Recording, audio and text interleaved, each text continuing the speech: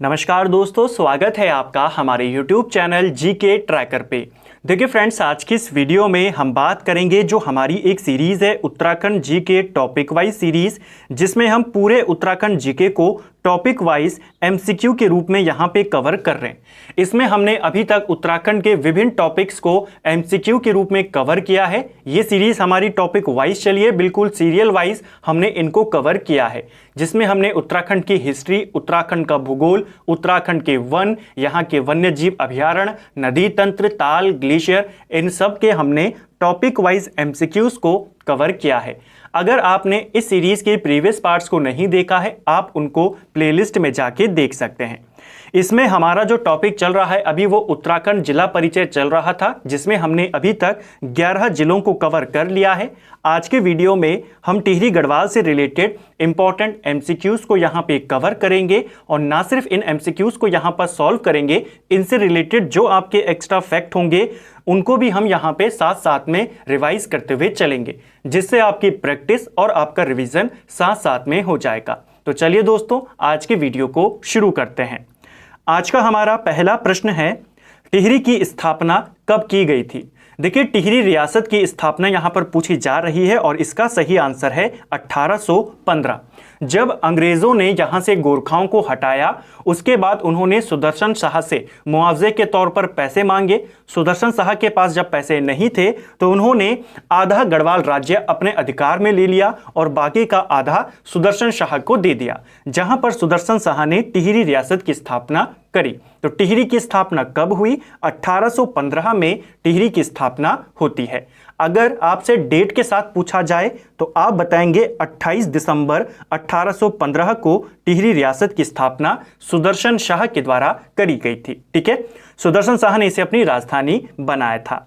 टिहरी को लेकर आपसे 2-3 क्वेश्चन और बनते हैं यहाँ पर।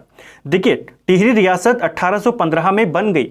आपसे क्वेश्चन बनता है कि जो अंग्रेज थी, अंग्रेज सरकार, उन्होंने टिहरी के ऊपर सुदर्शन शाह और उनके वंशजों का ऑफिशियल तौर पर अधिकार कब माना? तो वो उन्होंने स्वीकार किया 1820 में। एक तो आपको ये याद करना है। दूसरा, जो टिहरी रियासत है, इसकी जब स्थापना की गई तो इसके स्थापना दिवस को, टिहरी के स्थापना दिवस को किस रूप में मनाया जाता है? ये क्वेश्चन भी पेपर में बना है। तो टिहरी स्थापना दिवस को रेस्टोरेशन डे के रूप में मनाया जाता है। ठीक है, एक और चीज जो आपको यहां पर याद करनी है, हमने बात करी कि टिहरी को सुदर्शन शाह ने अपनी राजधानी बनाया और सुदर्शन शाह के वंशजों का अधिकार टिहरी पर कब स्वीकार किया? 1820। ये हमने देखा। एक क्वेश्चन बनता है कि टिहरी के राजाओं की पारंपरिक उपाधि क्या थी? तो इसको भी याद रख लेंगे, बोलांदा बदरीश इनकी पारंपरिक उपाधि थी। ठीक है, तो पहले क्वेश्चन से इतने सारे क्वेश्चन आपके बन सकते हैं। नेक्स्ट है हमारा, टिहरी रियासत का भारतीय संघ में विलय कब हुआ था?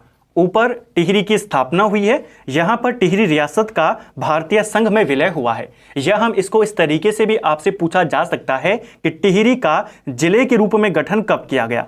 तो टिहरी का जिले के रूप में गठन हुआ 1 अगस्त 1949 को। ऑप्शन ए हमारा ये सही आंसर है। 1 अगस्त 1949 को टिहरी रियासत का विलय भारतीय संघ में कर दिया गया और टिहरी को संयुक्त प्रांत का 50वां जिला बना दिया गया था। तो इसको भी आपको याद रखना है। ठीक है, चलिए नेक्स्ट है, टिहरी के भारत में विलय के समय टिहरी प्रजामंडल के अध्यक्ष कौन थे? जब टिहरी रियासत का भारत में विलय हुआ उस समय टिहरी प्रजामंडल के अध्यक्ष परिपूर्णानंद पेन्युली थे। ऑप्शन बी हमारा यहां पर सही आंसर हो जाएगा। विलय कब हुआ? अभी हमने ऊपर देखा 1 अगस्त 1949 को इसका विलय हुआ। उस समय टिहरी का राजा कौन था? क्वेश्चन बनता है। उस समय टिहरी के राजा थे मानवेंद्र शाह, जो अंतिम पंवार शासक थे। ठीक है, परिपूर्णानंद पेन्युली की अगर हम बात करें तो इनको लेकर आपसे 2-3 बातें और पूछी जाती हैं। एक, परिपूर्णानंद पेन्युली टिहरी प्रजामंडल के अध्यक्ष थे जब टिहरी का विलय हुआ।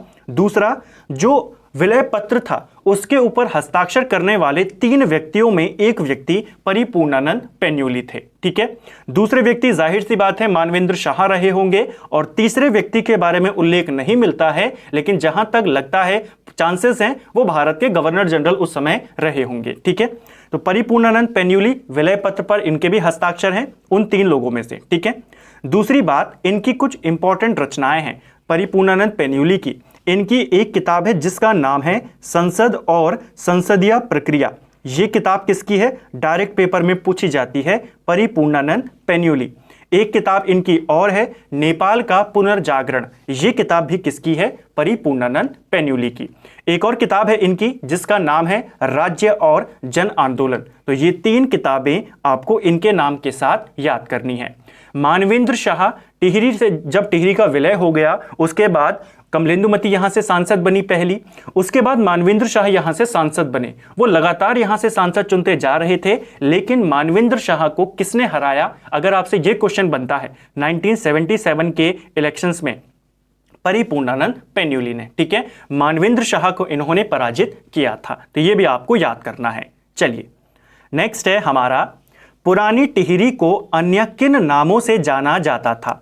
जो पुरानी टिहरी है, जो टिहरी बांध में डूब चुकी है, जिसकी स्थापना सुदर्शन शाह ने करी थी, वो अब डूब चुकी है। ठीक है, पुरानी टिहरी को गणेश प्रयाग बोला जाता था, धनुष तीर्थ बोला जाता था, त्रिहरि भी उसे बोला जाता था। तो उपयुक्त सभी यहां पर इसका आंसर हो जाएगा। ठीक है, ये सारे नाम किसके हैं? पुरानी टिहरी के।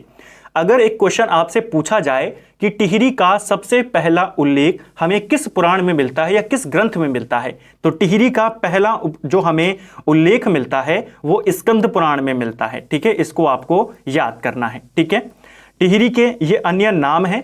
टिहरी जो ये है कौन सी नदियों के संगम पर है? ठीक है, यानी कि गणेश प्रयाग, धनुष तीर्थ, त्रिहरि या पुरानी टिहरी, ये आपकी भागीरथी और भिलंगना नदी के संगम पर स्थित है। तो ये आपको याद करना है। कई बार पूछ लेता है गणेश प्रयाग कौन सी नदी के संगम पर था, पुरानी टिहरी का बताइए, भागीरथी और भिलंगना। और आप जानते हैं ये अब टिहरी बांध में डूब चुका है। टिहरी बांध जो बना है वो इन्हीं दोनों पे बना हुआ है, भागीरथी और भिलंगना के ऊपर। ठीक है, टिहरी जो पुरानी टिहरी है ये कब डूबी थी? तो पुरानी टिहरी आपकी 2005 में डूब गई थी। इसको भी आपको याद करना है।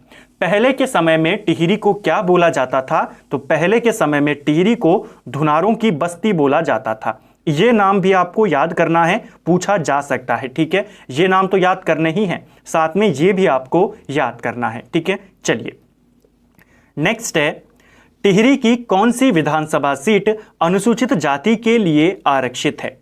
देखिए, टिहरी गढ़वाल के अंदर विधानसभा की टोटल 6 सीटें हैं। ठीक है, और इसमें से जो अनुसूचित जाति है, SC कैटेगरी, इनके लिए एक सीट रिजर्व्ड है। कौन सी वो सीट है? सही आंसर है घनसाली। ऑप्शन बी हमारा सही आंसर होगा। ठीक है, बाकी की 6 सीटें कौन कौन सी हैं यहां पर देखिए, प्रतापनगर, घनसाली, धनौल्टी, टिहरी, ये 4 विधानसभा सीटें। इनके अलावा एक देवप्रयाग है और एक नरेंद्र नगर है। तो टिहरी में विधानसभा की कुल कितनी सीटें हैं? 6 सीटें हैं, जिसमें से एक सीट कौन सी वाली? घनसाली, ये SC कैटेगरी के लिए रिजर्व्ड है। इसे आपको याद करना है।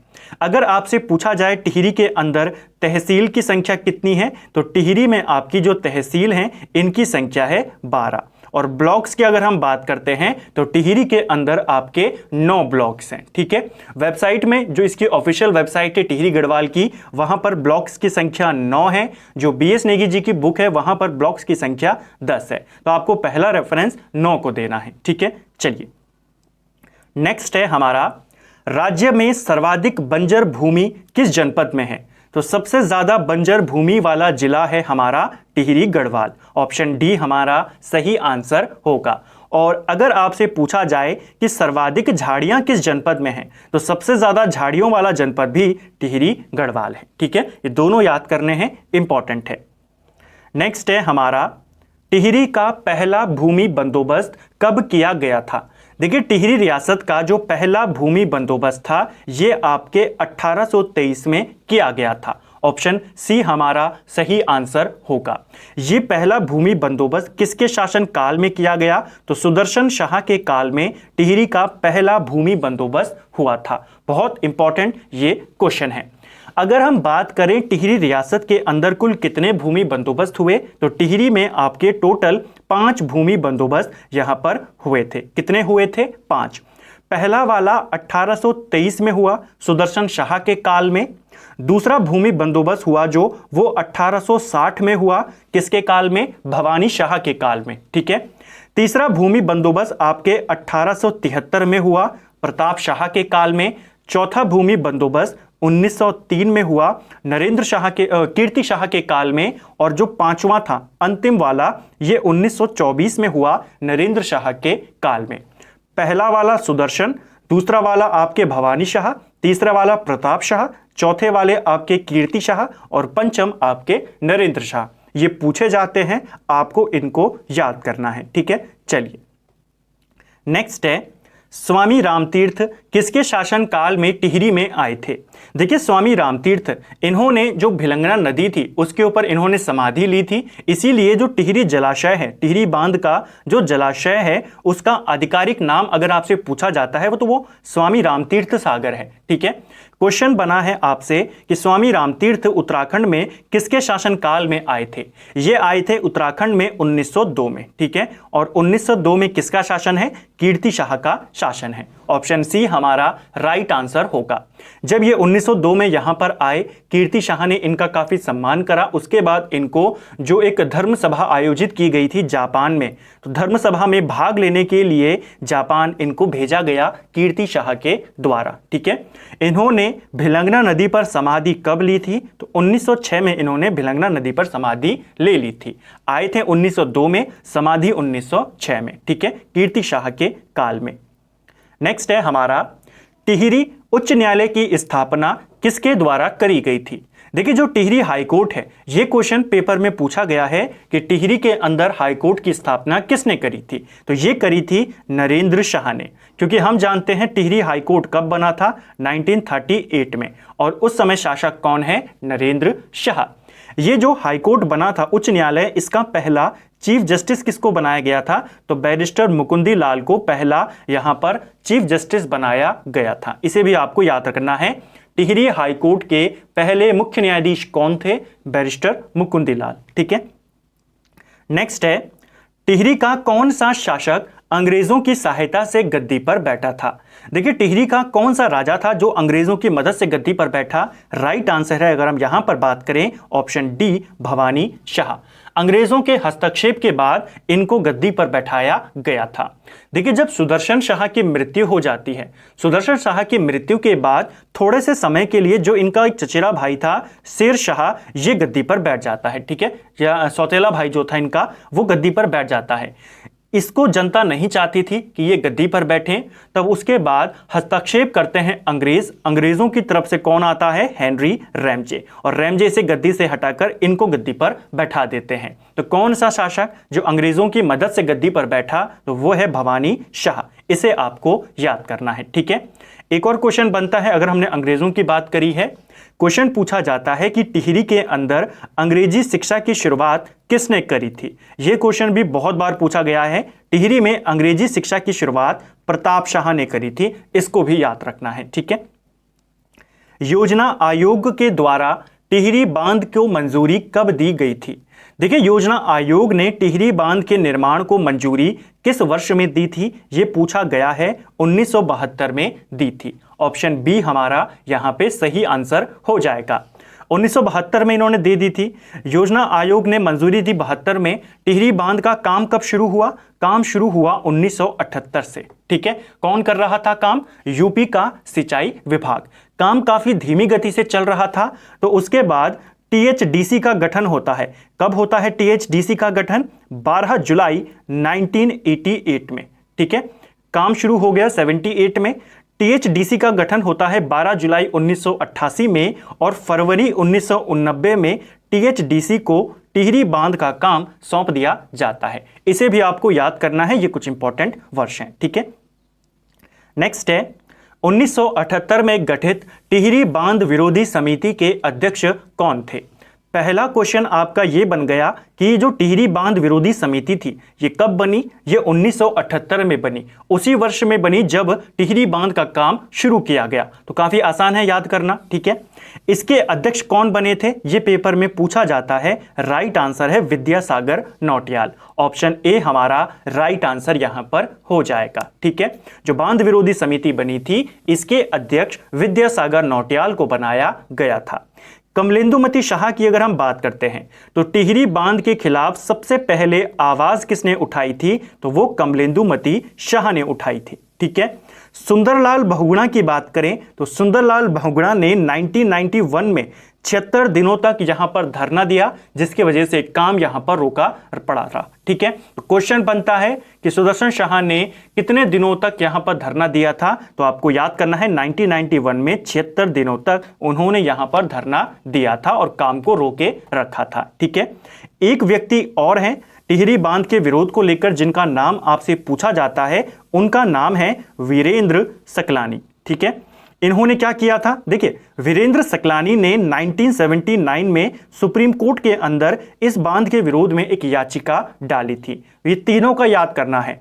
टिहरी बांध विरोधी समिति के अध्यक्ष सबसे पहले आवाज उठाई, 1991 में 76 दिनों तक धरना दिया, और वीरेंद्र सकलानी 1979 में सुप्रीम कोर्ट में याचिका दायर की थी। ठीक है, नेक्स्ट है टिहरी बांध से उत्तराखंड को कितनी फीसदी बिजली रॉयल्टी के रूप में प्राप्त होती है या मिलती है। देखिए टिहरी बांध से उत्तराखंड को 12% बिजली रॉयल्टी के रूप में मिलती है। यह क्वेश्चन पेपर में बनता है कि अगर कोई दूसरा राज्य या केंद्र सरकार अपना कोई प्रोजेक्ट उत्तराखंड में लगाती है तो वहां से उत्तराखंड को रॉयल्टी के रूप में कितनी बिजली फ्री में मिलती है, तो 12% ये नंबर है, इसे आपको याद रखना है। ठीक है, टिहरी बांध का जो पहला चरण था ये कब शुरू किया गया, अगर आपसे ये पूछा गया है। ठीक है, अगर आपसे ये पूछा जाता तो टिहरी बांध का पहला चरण 30 जुलाई 2006 को शुरू किया गया था। इसको आपको याद रखना है, बहुत बार पेपर में पूछा गया है। ठीक है, तो टिहरी बांध का पहला चरण 30 जुलाई 2006। उत्तराखंड को इससे 12% बिजली रॉयल्टी के रूप में फ्री में मिलती है। इसके अलावा अगर हम बात करें कि टिहरी बांध से कितना पानी किस राज्य को मिलता है, तो इस बांध से दिल्ली को लगभग 300 क्यूसेक पीने का पानी मिलता है दिल्ली को, और 200 क्यूसेक पानी यूपी को मिलता है। तो दोनों आपको याद करने हैं, पेपर में पूछा जा सकता है। ठीक है, नेक्स्ट है टिहरी बांध का डिजाइन किसने तैयार किया था। देखिए टिहरी बांध का जो डिजाइन था ये जेम्स ब्रून ने बनाया था। ऑप्शन डी हमारा राइट आंसर होगा। टिहरी बांध की हाइट कितनी है, अगर ये होगा प्रश्न तो टिहरी बांध की हाइट है 260.5 मीटर, ये इसकी पूरी हाइट है। ठीक है, टिहरी बांध को राष्ट्र का गांव बोला गया है। क्वेश्चन बनता है, आपको डायरेक्ट पूछेगा इनमें से किसे राष्ट्र के गांव की संख्या दी गई है, तो वो है टिहरी बांध। ठीक है, हाइट कितनी है 260.5 मीटर। यहां किन नदियों के ऊपर बना हुआ है टिहरी बांध, तो टिहरी बांध आपके भिलंगना और भागीरथी के संगम पर बना हुआ है। ठीक है, इसकी उत्पादन क्षमता कितनी है, तो इसकी उत्पादन क्षमता है 2400 मेगावाट। ठीक है, शुरुआत में जब टिहरी बांध बनना शुरू हुआ तो इसकी ये जो टिहरी बांध परियोजना थी ये कितने मेगावाट की थी, तो शुरू में ये परियोजना केवल 600 मेगावाट की थी। ठीक है, लेकिन 1986 में जो रूस के राष्ट्रपति थे मिखाइल गोर्बाचोव, ये भारत दौरे पे आए और इनके साथ 1986 में टिहरी बांध परियोजना को लेकर के समझौता हुआ और ये 600 मेगावाट की परियोजना 2400 मेगावाट की परियोजना में बदल गई थी। तो इसको भी आपको याद करना है, शुरुआत में कितनी थी, 2400 मेगावाट कब बना, ये सारे आपसे पूछे जाते हैं। नेक्स्ट है हमारा टिहरी जलाशय का क्षेत्रफल कितना है। जो पूरा टिहरी का जलाशय है, टिहरी बांध का जो जलाशय है, इसका क्षेत्रफल आपसे पूछा गया है पेपर में, ये 42 वर्ग किलोमीटर में फैला हुआ है। ठीक है, तो टिहरी बांध का जो जलाशय है कितने वर्ग किलोमीटर में फैला है, 42 वर्ग किलोमीटर। इस जलाशय का जो ऑफिशियल नाम है, जो आधिकारिक नाम है, वो स्वामी रामतीर्थ के नाम पर है। ठीक है, स्वामी रामतीर्थ सागर इसको बोला जाता है, और जो इसका लोकल नाम है, स्थानीय नाम, वो सुमन सागर है। दोनों नाम आपको याद करने हैं, ऑफिशियल नाम स्वामी रामतीर्थ सागर और स्थानीय नाम सुमन सागर। नेक्स्ट है कोटेश्वर बांध परियोजना किस नदी पर स्थित है। जो कोटेश्वर बांध परियोजना है ये भी आपके टिहरी गढ़वाल में है। ठीक है, और कौन सी नदी के ऊपर ये बनी हुई है, तो ये परियोजना आपकी भागीरथी नदी के ऊपर बनी हुई है। ठीक है, जब हमने रुद्रप्रयाग जनपद पढ़ा था मैंने आपको वहां पर भी क्लियर किया था, अगर आपसे कोटेश्वर बांध के बारे में पूछा जाता है तब आप बताएंगे टिहरी। ठीक है, लेकिन अगर आपसे कोटेश्वर महादेव गुफा के बारे में पूछा जाता है। कोटेश्वर महादेव गुफा ये आपके रुद्रप्रयाग में है और कोट महादेव गुफा ये आपके पौड़ी में है। ठीक है, तो कोटेश्वर गुफा पूछेगा तो रुद्रप्रयाग, कोटेश्वर बांध पूछेगा तो भागीरथी, और कोट महादेव मंदिर पूछेगा या कोट महादेव गुफा पूछेगा तो ये आपके पौड़ी में होगा। ठीक है, इनको भी आपको याद रखना है। झालाकोट परियोजना निम्न में से किस नदी पर बनी है? जो झालाकोट परियोजना है ये आपके कौन सी नदी के ऊपर बनी हुई है? राइट आंसर है धर्मगंगा नदी पर ये बनी हुई है। ठीक है, ये भी आपकी टिहरी गढ़वाल में है परियोजना और क्वेश्चन बन जाता है। धर्मगंगा नदी को लेकर आपसे एक और क्वेश्चन पूछा जाता है। देखिए, जो ये बाल गंगा है और ये धर्मगंगा, इन दोनों का संगम होता है बूढ़ा केदार में। इस क्वेश्चन को याद रखना। क्वेश्चन बनेगा धर्मगंगा और बाल गंगा, इनका संगम कहां पर होता है? बूढ़ा केदार। और बूढ़ा केदार कहां है? तो रुद्रप्रयाग मत करना, बूढ़ा केदार आपके टिहरी गढ़वाल जनपद में आता है। ठीक है, इसी बूढ़ा केदार के निकट एक ताल भी है जिसे हम अप्सरा ताल कहते हैं। यह क्वेश्चन भी बनता है, अप्सरा ताल कहां है? आपको ऑप्शन में टिहरी भी दे देगा और बूढ़ा केदार भी दे देगा। तो जब ऐसे ऑप्शन आते हैं आपको जो इसकी एग्जैक्ट लोकेशन है उसको टिक करना होता है, जो कि होगा बूढ़ा केदार। ठीक है, दीपावली के अवसर पर बूढ़ा केदार के निकट कौन सा मेला लगता है? अगर आपसे ये क्वेश्चन बन जाए तो दिवाली के अवसर पर यहां पर केला पीर का मेला लगता है। ठीक है, तो ये कुछ इंपॉर्टेंट क्वेश्चन और किन के संगम पर है? इन दोनों के संगम पर है। ठीक है, नेक्स्ट है हमारा प्रतापनगर की नींव कब रखी गई थी? देखिए, प्रतापनगर की नींव रखी गई थी 1877 में। ऑप्शन सी हमारा राइट आंसर यहां पर हो जाएगा।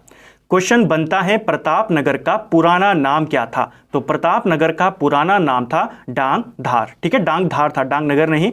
प्रतापनगर का पुराना नाम इसका जो था डांग धार, इसका पुराना नाम था। ठीक है, नरेंद्र नगर ये भी बना, टिहरी राजाओं की राजधानी बना। नरेंद्र नगर का पुराना नाम क्या था? नरेंद्र नगर का पुराना नाम ओड़ा थली था। ठीक है, और कीर्तिनगर का पुराना नाम क्या था? कीर्तिनगर का पुराना नाम बिलौली गांव था। ठीक है, तो ये नाम है, ये प्रतापनगर का, ये नरेंद्र नगर का और ये कीर्तिनगर का। ठीक है, चलिए, उत्तराखंड का चेरापूंजी किसे कहा जाता है? देखिए, उत्तराखंड का चेरापूंजी ये नरेंद्र नगर को बोला जाता है। जैसे हमने यहां पर बात करी थी कि इसका पुराना नाम क्या है, तो उसको आपको याद करना है ओड़ा तली।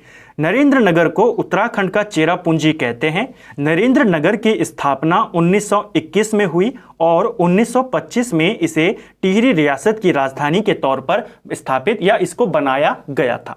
बन तो ये 1921 में गया था, नरेंद्र नगर की स्थापना 21 में हुई, राजधानी ये 1925 में बना था। इसे आपको याद करना है। ठीक है, एक क्वेश्चन और बनता है कि नरेंद्र नगर में टिहरी के राजा का एक पुराना महल है, उस महल को अब किस नाम से जाना जाता है? तो उस महल को अब आनंद स्पा के नाम से जाना जाता है। इसे भी आपको याद रखना है। ठीक है, चलिए, कीर्तिनगर विद्रोह कब हुआ था? देखिए, टिहरी रियासत के अंदर दो महत्वपूर्ण विद्रोह जो आपको याद करने हैं, एक है आपका कीर्तिनगर विद्रोह और एक है आपका सकलाना विद्रोह। ठीक है, कीर्तिनगर विद्रोह आपके 1948 में हुआ था और सकलाना विद्रोह आपके 1947 में हुआ था। ये दोनों आपको याद करने हैं, पूछे जाते हैं। जो मोलूराम भरदारी और नागेंद्र सकलानी थे वे किस विद्रोह में शहीद हुए थे? वे कीर्तिनगर विद्रोह में शहीद हुए थे। इसे भी आपको याद रखना है। ठीक है, राज्य में यूरेनियम के संकेत कहां से प्राप्त हुए हैं? तो उत्तराखंड के अंदर यूरेनियम के संकेत हमें कहां से मिले हैं? तो एकमात्र जनपद है टिहरी गढ़वाल जहां से हमें यूरेनियम के संकेत मिले हैं। इसे भी आपको याद करना है, बहुत बार ये क्वेश्चन भी पेपर में पूछा गया है। एक और चीज आपको याद रखनी है, टिहरी के अंदर एक क्षेत्र है रंजघेवा क्षेत्र। क्वेश्चन बनता है टिहरी का ये रंजघेवा क्षेत्र किस खनिज का पर्याप्त भंडार है? तो ये आपके फॉस्फोराइट का भंडार है। ठीक है, किसका भंडार है? फॉस्फोराइट का। इसे भी आपको याद करना है, टिहरी का रंजघेवा क्षेत्र। नेक्स्ट है, मान्यता के अनुसार किस क्षेत्र में कौवे नहीं मिलते हैं? तो मान्यता के अनुसार जो देवप्रयाग वाला क्षेत्र है यहां पर कौवे दिखाई नहीं देते हैं। इसे आपको याद करना है। ठीक है, देवप्रयाग को लेकर आपसे 2-3 बातें पूछी जाती हैं। पहला, देवप्रयाग किन नदियों के संगम पर है? तो आप अच्छे से जानते हैं देवप्रयाग में अलकनंदा और भागीरथी का संगम यहां पर होता है, तो ये इन दोनों के संगम पर स्थित है। ठीक है। दूसरा, जहां पर इन दोनों का संगम होता है देवप्रयाग में, अलकनंदा और भागीरथी का, अलकनंदा को किस नाम से जाना जाता है? तो यहां अलकनंदा को बहु बोला जाता है और भागीरथी को सास बोला जाता है। ठीक है। यहां पर भागीरथी की ओर एक कुंड है और एक कुंड अलकनंदा की ओर है। भागीरथी की ओर जो कुंड है उसको बोला जाता है ब्रह्म कुंड। ठीक है, इसे आपको याद करना है।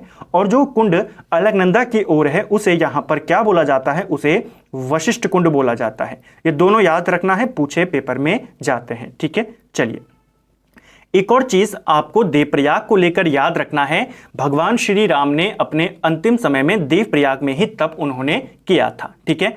देवप्रयाग के कुछ इंपॉर्टेंट नाम हैं, जैसे देवप्रयाग को सुदर्शन क्षेत्र भी बोलते हैं। अगर आपसे पेपर में पूछे किसे सुदर्शन क्षेत्र के नाम से जानते हैं तो टिहरी को टिक मत करना, आप पहले देवप्रयाग को ऑप्शन में देखना। ठीक है, इसे सुदर्शन क्षेत्र भी कहते हैं। इसके अलावा देवप्रयाग को पुराणों में देव तीर्थ भी बोला गया है। तो ये कुछ इंपॉर्टेंट नाम, इसे इंद्रप्रयाग भी बोला गया है, इसे भी आपको याद करना है। ठीक है। और सबसे इंपॉर्टेंट, महाभारत के अंदर देवप्रयाग को समस्त तीर्थों का शिरोमणि बोला गया है। सबसे इंपॉर्टेंट क्वेश्चन है, क्योंकि अगर आपको क्वेश्चन बन जाए समस्त तीर्थों का शिरोमणि किसको बोला जाता है, तो उत्तराखंड के अंदर काफी सारे धार्मिक स्थल हैं, तो इंपॉर्टेंट क्वेश्चन ये बन जाता है, उनको लेकर आपके मन में कंफ्यूजन पैदा हो सकता है। तो महाभारत के अंदर समस्त तीर्थों का शिरोमणि और समस्त पापों का यहां पर विनाशक किसे बताया गया है? देवप्रयाग को बताया गया है। ठीक है। देवप्रयाग स्थित रघुनाथ मंदिर किस शैली में बना है? जो देवप्रयाग में स्थित है रघुनाथ मंदिर काफी प्रसिद्ध मंदिर है, ये आपके द्रविड़ शैली में बना हुआ है। ऑप्शन बी हमारा सही आंसर होगा। इस मंदिर का जो प्रवेश द्वार है, उस प्रवेश द्वार पर एक लेख अंकित है पृथ्वीपति शाह के काल का। किसके काल का है वो लेख? पृथ्वीपति शाह के शासन काल का एक लेख इस मंदिर के दरवाजों पर अंकित है। वो लेख मथुरा बौराणी का लेख है। ठीक है, किसका लेख है? मथुरा बौराणी। और मथुरा बौराणी कौन थी? माधो सिंह भंडारी की पुत्रवधू। ठीक है, तो इनका लेख कहां मिलता है? तो रघुनाथ मंदिर के प्रवेश द्वार पर। और किसके काल का है? राजा का नाम अगर पूछेगा, पृथ्वीपति शाह। नेक्स्ट है हमारा, पलेठी का सूर्य मंदिर कहां स्थित है? जो पलेठी का सूर्य मंदिर है आपके, ये टिहरी गढ़वाल में है और हम पढ़ते हैं देवप्रयाग। अगर एग्जैक्ट लोकेशन की बात करेंगे तो ये आपके टिहरी के हिंडोला खाल में स्थित है और एग्जैक्ट यही क्वेश्चन पेपर में पूछा गया था। ठीक है, इसे आपको याद रखना है। उत्तराखंड का प्रसिद्ध सुकंडा देवी मंदिर किस जनपद में स्थित है? जो फेमस सुकंडा देवी मंदिर है, सुरकंडा देवी मंदिर, ये आपके टिहरी गढ़वाल जनपद में स्थित है। ऑप्शन डी हमारा यहां पे सही आंसर हो जाएगा। सुरकंडा देवी मंदिर उत्तराखंड का इकलौता सिद्धपीठ है जहां पर गंगा दशहरे में मेले का आयोजन होता है। क्वेश्चन बन जाएगा आपका कि गंगा दशहरे पर किस स्थान पर एकमात्र शक्तिपीठ उत्तराखंड का जहां पर मेला लगता है? सुरकंडा देवी मंदिर। ठीक है, चलिए, चंद्रबदनी मंदिर किस पर्वत पर स्थित है? बहुत बार उत्तराखंड की प्रैक्टिस सीरीज में, उत्तराखंड के वन लाइनर में बहुत बार हमने इस क्वेश्चन को कवर किया है और इसके साथ जो कंफ्यूजन जुड़ा है उसको भी हम क्लियर करते हुए चले हैं। देखिए, जो चंद्रबदनी मंदिर है ये आपके चंद्रकूट पर्वत पर स्थित है। ऑप्शन सी हमारा राइट आंसर यहां पर हो जाएगा। और चंद्रकूट पर्वत और चंद्रबदनी मंदिर दोनों आपके टिहरी गढ़वाल में आते हैं। एक तो आपको यह याद करना है। दूसरा जो प्रश्न यहां से बनता है कि टिहरी के चंद्रबदनी मंदिर में जो पशु बलि होती थी, इसको किसने बंद करवाया था? तो पशु बलि को रुकवाने का श्रेय किसको जाता है? स्वामी मनमंथन को जाता है। ठीक है, इनका नाम आपको याद करना है। क्वेश्चन डायरेक्ट बनता है कि टिहरी के चंद्रबदनी मंदिर में पशु बलि किसने समाप्त करवाई थी? स्वामी मनमंथ ने। ठीक है, इसके अलावा स्वामी मनमंथ ने टिहरी के अंदर जो अंजनी सेन है वहां पर भुवनेश्वरी महिला आश्रम की स्थापना करी है। ठीक है, क्वेश्चन बनता है भुवनेश्वरी महिला आश्रम कहां है? आपके टिहरी में है। स्वामी मनमंथ ने इसकी स्थापना 1977 में करी, ये आपको याद रखना है, टिहरी के अंदर। ठीक है, जो कंफ्यूजिंग क्वेश्चन यहां से बनता है वो ये बनता है, देखिए जो ये चंद्रबदनी मंदिर है, इस मंदिर को स्कंद पुराण में भुवनेश्वरी पीठ बोला गया है। ठीक है, भुवनेश्वरी महिला आश्रम ये किसने बनाया, ये भी टिहरी में है, और भुवनेश्वरी पीठ इसी मंदिर को बोला गया है स्कंद पुराण में, ये भी टिहरी में है, दोनों टिहरी के अंदर हैं। जो कंफ्यूजिंग पॉइंट है वो ये है कि भुवनेश्वरी देवी मेला ये कहां लगता है, तो भुवनेश्वरी पीठ और भुवनेश्वरी महिला आश्रम दोनों के दोनों टिहरी में है, और भुवनेश्वरी देवी मेला ये आपके पौड़ी गढ़वाल में लगता है। तो इन तीनों को आपको याद करना है, दो टिहरी में है, एक चंद्रबदनी मंदिर का ही दूसरा नाम है, दूसरा जो स्वामी मनमंत हैं उन्होंने स्थापित किया, और तीसरा भुवनेश्वरी देवी मेला जो पौड़ी में लगता है। ठीक है, चलिए नेक्स्ट है, चंबा में गब्बर सिंह स्मारक की स्थापना कब करी गई थी। जो विक्टोरिया क्रॉस विजेता हैं गब्बर सिंह नेगी, इनकी जो स्मारक है इसे चंबा में स्थापित किया गया था 1925 में। पहले विश्व युद्ध के दौरान इनको विक्टोरिया क्रॉस से सम्मानित किया गया था। दरबान सिंह नेगी के बाद विक्टोरिया क्रॉस से सम्मानित होने वाले ये राज्य के दूसरे व्यक्ति थे और सबसे युवा व्यक्ति हैं राज्य के, और इसके अलावा मरणोपरांत सबसे पहले विक्टोरिया क्रॉस भी इन्हीं को दिया गया था। विक्टोरिया क्रॉस उस समय का सर्वोच्च सैन्य पुरस्कार था। ठीक है, तो 1925 में इनका स्मारक बनाया गया था चंबा में। ठीक है, नेक्स्ट है, राज्य पुलिस प्रशिक्षण अकेडमी कहाँ स्थित है। देखिए राज्य पुलिस प्रशिक्षण अकादमी ये आपके नरेंद्र नगर में स्थित है। ऑप्शन बी हमारा राइट आंसर यहां पर हो जाएगा। जो राज्य पुलिस प्रशिक्षण अकेडमी है कब बनी, तो ये आपके 2011 में बनी थी। ठीक है, तो नरेंद्र नगर आपको याद करना है।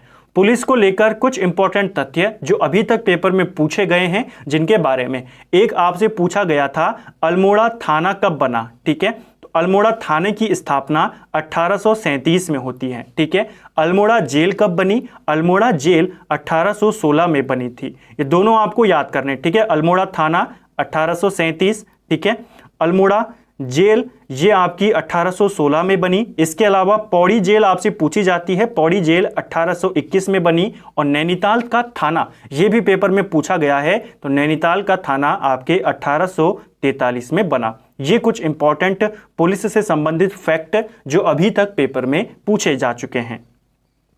नेक्स्ट है, गढ़वाल का सबसे बड़ा और सबसे गहरा ताल कौन सा है। तो गढ़वाल का सबसे बड़ा और सबसे गहरा ताल है आपका सहस्त्र ताल। ये भी आपके टिहरी गढ़वाल में पड़ता है। ठीक है, एक कंफ्यूजिंग वाला क्वेश्चन, हालांकि कंफ्यूजिंग नहीं है लेकिन नाम मिलते जुलते हैं।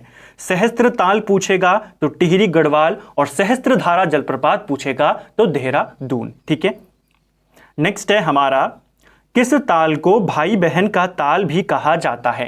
तो इनमें से कौन सा ताल है जिसे भाई बहन का ताल बोला जाता है। इनकी आकृति जो है वो कटोरे नुमा है, तो कटोरे के आकार की है, और भाई बहन का ताल ये बोला जाता है आपके महासर ताल को। ऑप्शन डी हमारा राइट आंसर यहां पर हो जाएगा। ठीक है, ऑप्शन डी इसका राइट आंसर है।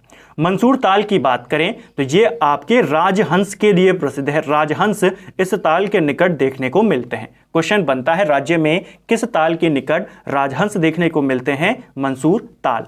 यमताल ये भी टिहरी गढ़वाल में है और ये हमेशा बर्फ से ढका रहता है। तो क्वेश्चन बनता है, कौन सा ताल सदैव बर्फ से ढका रहता है, तो वो है यमताल। और शत्रुताल ये भी आपके टिहरी गढ़वाल में है। ठीक है, इनकी लोकेशन भी आपको याद करनी है, पूछी जाती है। ठीक है, नेक्स्ट है हमारा, टिहरी रियासत में वन विभाग की स्थापना कब की गई थी।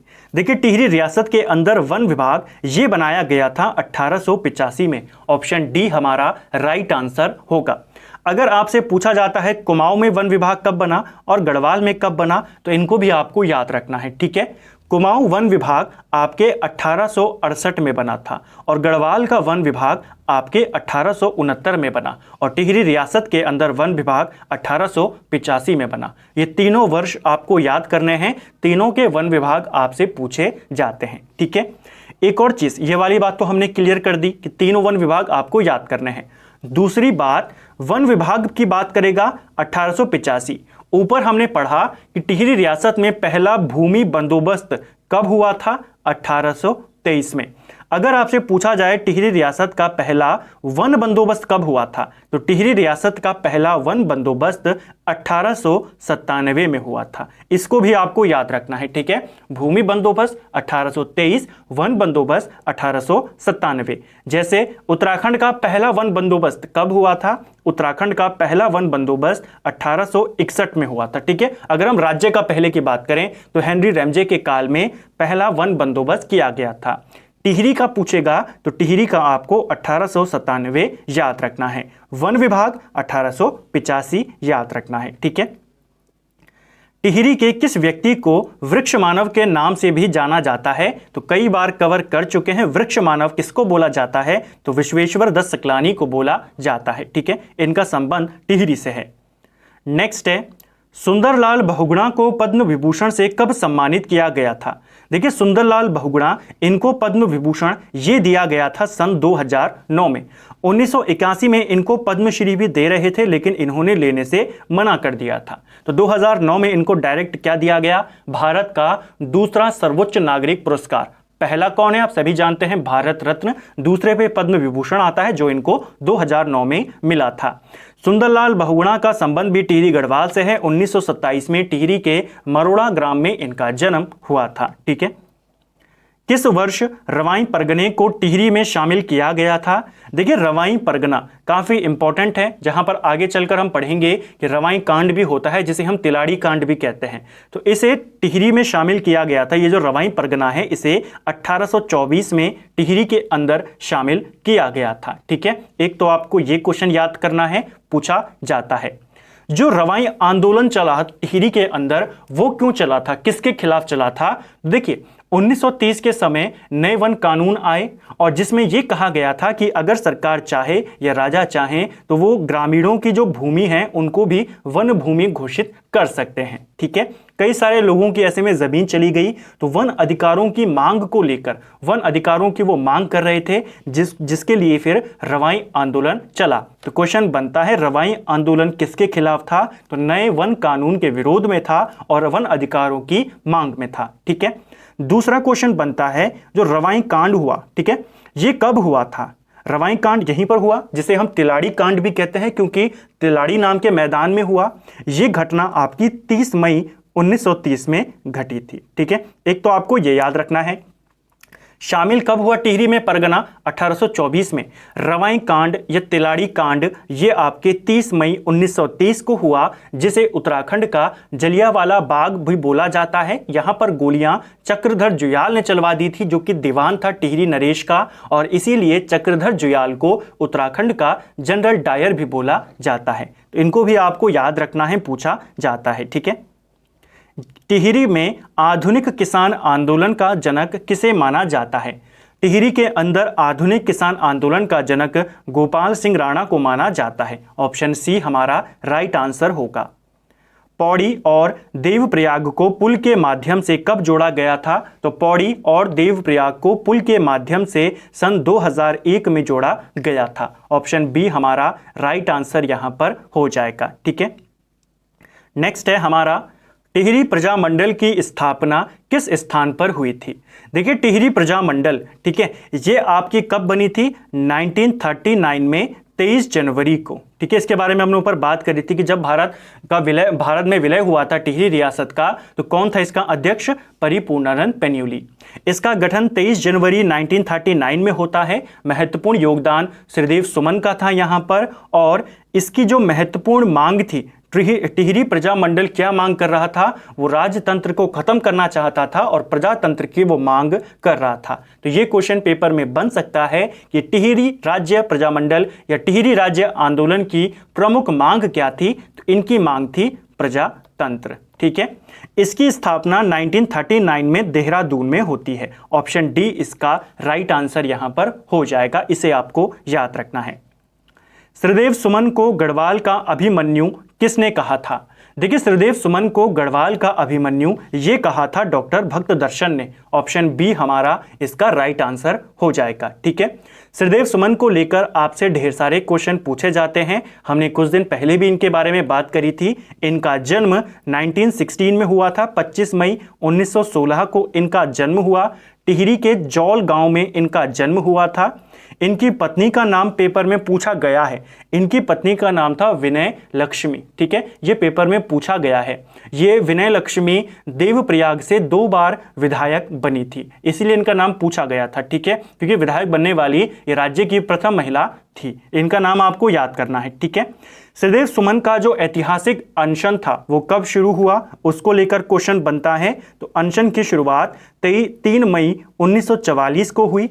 ठीक है, और श्रीदेव सुमन शहीद कब हुए, तो 25 जुलाई 1944 को 84 दिन के अनशन के बाद ये शहीद हो गए थे। ठीक है, जो सुमन स्मृति दिवस है वो पहली बार कब मनाया गया, वो मनाया गया 25 जुलाई 1946 में। ठीक है, इसको भी, ये कुछ इंपॉर्टेंट डेट्स जो आपको याद करनी है। ठीक है, श्रीदेव सुमन के जो ये अनशन था, इस अनशन को ऐतिहासिक अनशन शेखर पाठक ने बोला था, और श्रीदेव सुमन को गढ़वाल का अभिमन्यु भक्त दर्शन ने बोला था। इसे भी आपको याद रखना है। ठीक है, निम्न में से किसे पहाड़ का प्रेमचंद बोला जाता है, तो पहाड़ का प्रेमचंद ये कहा जाता है विद्यासागर नौटियाल को। ऑप्शन डी हमारा राइट आंसर यहां पर हो जाएगा।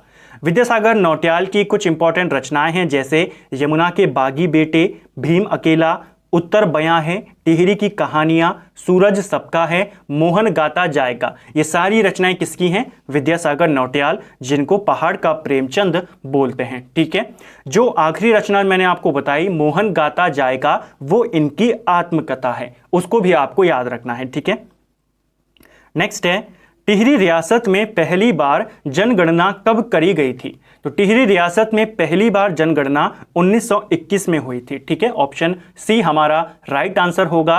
नरेंद्र शाह उस समय राजा थे, उन्हीं के काल में टिहरी में पहली बार जनगणना हुई थी। ठीक है, नेक्स्ट है, गुरु वशिष्ठ और आदि शंकराचार्य की तप स्थली कहाँ है, तो गुरु वशिष्ठ और आदि शंकराचार्य इनकी तप स्थली है विश्वनाथ गुफा, और विश्वनाथ गुफा आपके टिहरी जनपद में स्थित है। ठीक है, विश्वनाथ मंदिर आपके 2 हैं उत्तराखंड के अंदर, एक आपके उत्तर काशी में है, एक आपके गुप्त काशी में है। ठीक है, दोनों आपको याद करने हैं।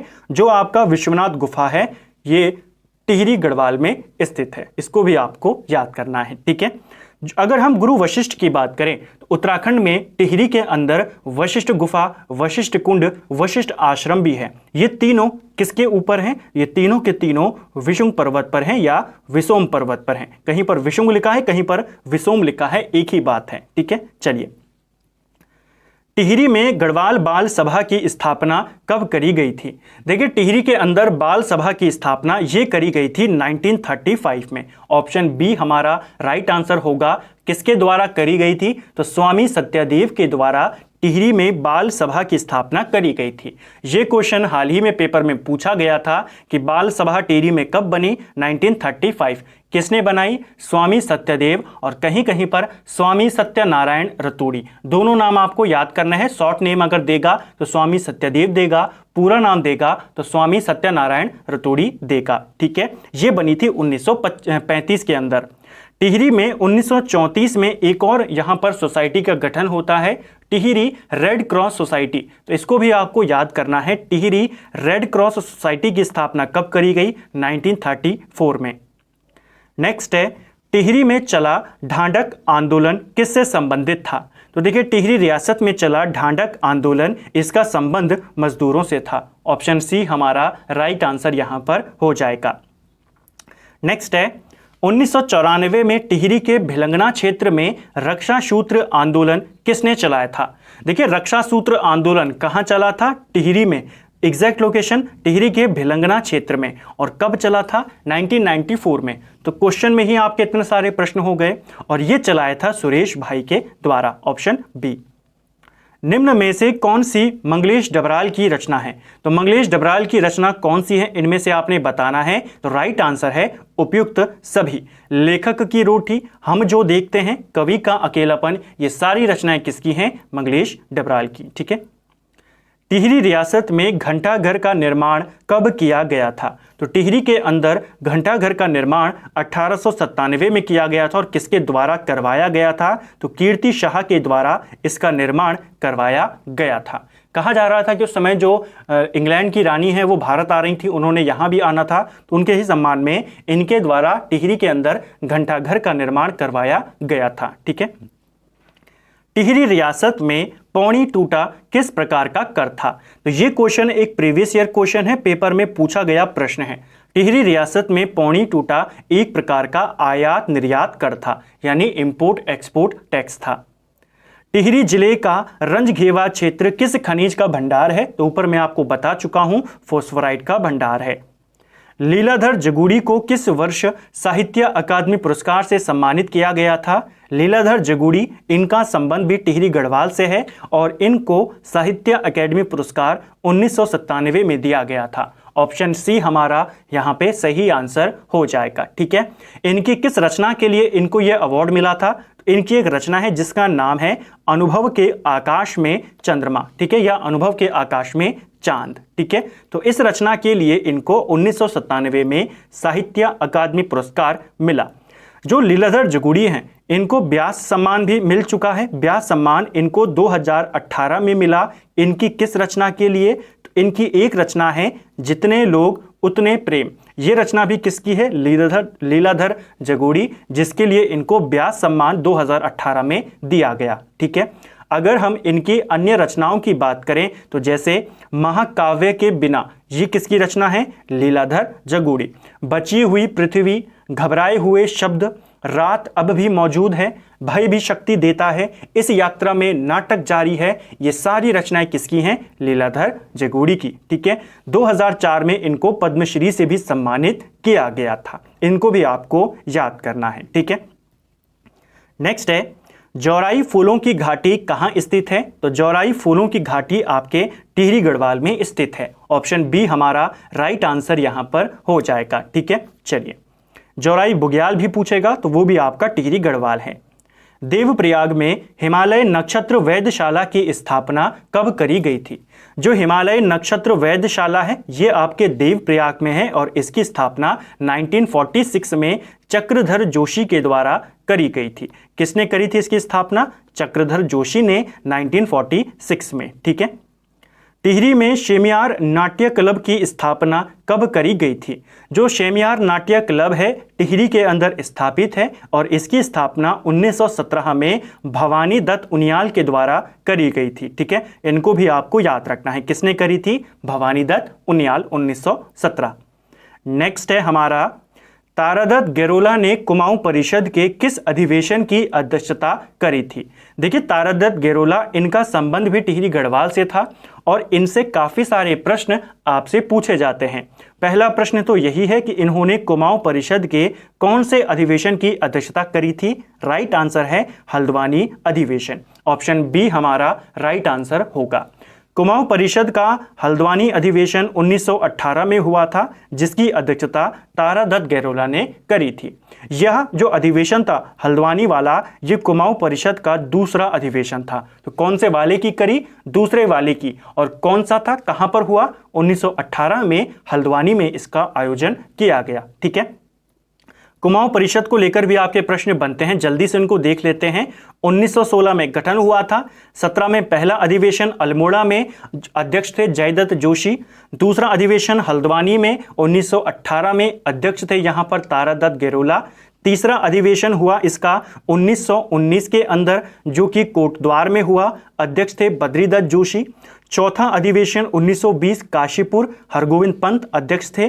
पांचवां अधिवेशन 1923 में हुआ टनकपुर में, बद्रीदत्त पांडे जिसके अध्यक्ष थे।